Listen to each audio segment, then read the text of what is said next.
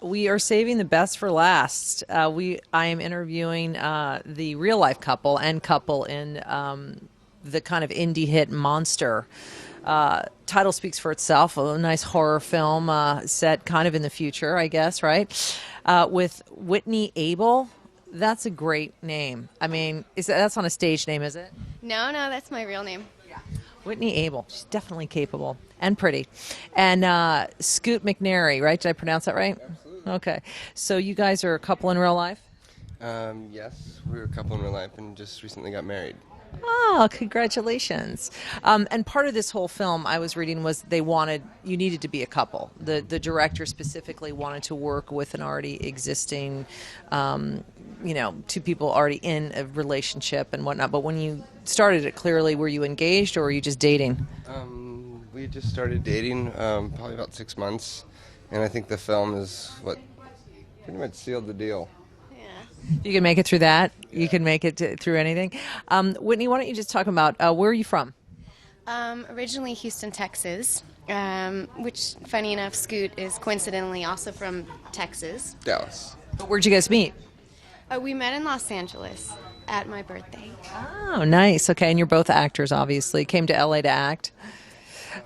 I moved out to LA to be a cinematographer, and then now I'm an actor. Now you're an actor. So tell me how you got to be. I know it's a great story, and I want you to share it with everybody about how you got cast in Monster. And now I think the director just signed another deal. He's been in the, been all over the industry trades, and he's doing off of this film has kind of burst onto the scene. So why don't you tell me about how you guys came to being in Monster?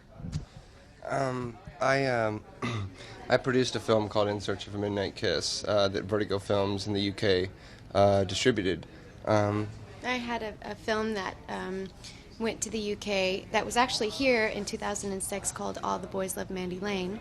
Oh, I remember that. Yeah. And so when she came over to visit in London for the opening, the two producers at Vertigo kind of put it together. We were dating at the time, and they put it together and said, would you two like to be in a film? Nice. And did you have to audition together? We didn't audition. They sent the director over, and instead of him staying in a hotel, we made him stay on our couch because we thought if we're going to have to do this guerrilla style of filmmaking, we'd like to really get to know what it's like to be with each other. Close quarters. Close quarters. And how did that work out? It was great. Went off great, You yeah. went to the movie in Mexico. So tell me, what did you guys learn doing a movie like this? I mean, clearly it was guerrilla style filmmaking. It was low budget. It was it just gets down to the bare bones of actually telling a story, creating fear, taking that through line. What did you guys learn?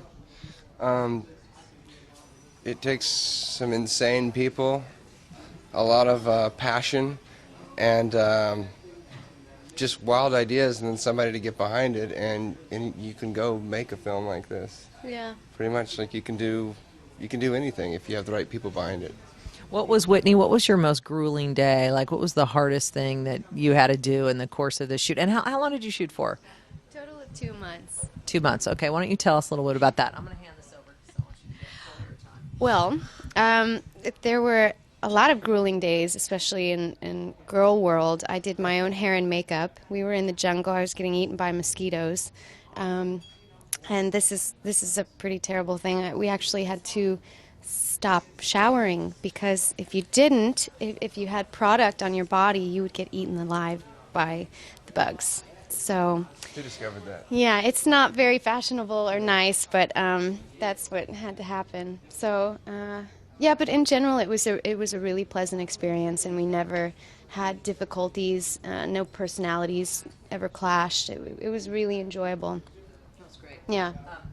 Were you guys filmed in Mexico, right? We started out in Baja, and then Mexico, Chihuahua, Mexico City, Tulum, then got in the car and drove down through Belize to Guatemala, and then from Guatemala we flew up to Galveston, shot in Galveston, and then went back about 6 months later for pickups in Costa Rica. Wow. And at any moment, did you think, what am I doing here?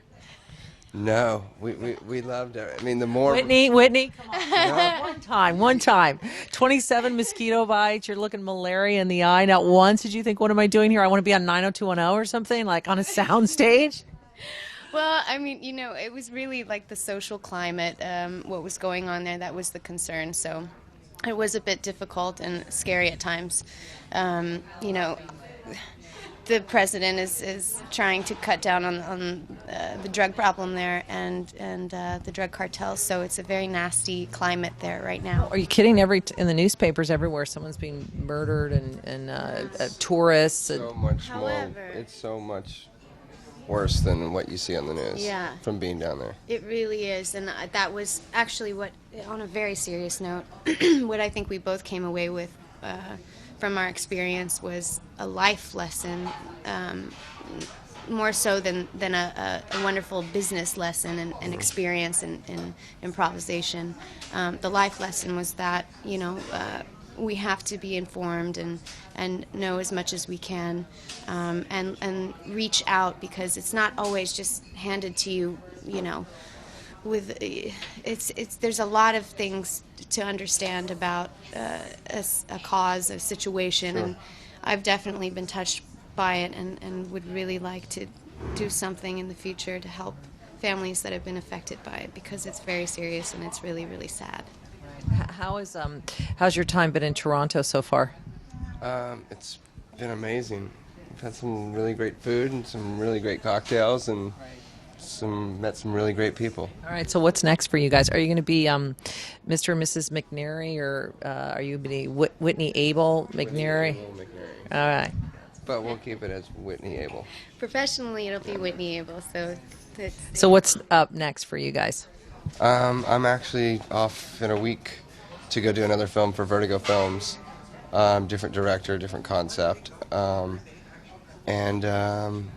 then after that, I have a production company as well. I'm producing 2 films. So we should be in production around November, December. So you like the acting part as well as the behind the scenes? I like it all. I just love the whole process of filmmaking, storytelling, cinematography, the sound guy, the sets, the magic, the editing. It's all exciting. And did you go to school for it, or did you just always want to do it? I went to film school, but honestly, getting your hands in it is I learned so much more than I ever could have done. And what about you, Whitney? How did you come? You're a Houston, beautiful Texas girl, as they seem to only come out that way, out of that state for some reason. How did you get yourself and find yourself in Los Angeles? I went to a performing arts high school, and then I went to New York for theater and came straight out to Los Angeles. So it was something I always wanted to do. And, do you have any plans to do anything, or just auditioning and whatnot? No, I have a couple of things. Actually, this Thursday, Nikita's airing. I did an episode of that. We're waiting on another series I worked on called Tough Trade. Wonderful series about country music. We're really excited about once we know where its home is going to be. With Sam Shepard, my idol. Yeah, he's a wonderful. You're looking a little Sam Shepard right now, I got to say, with that, with the tweed and the boost. Indeed. You're giving a little good, you're working it. He's kind of a country boy.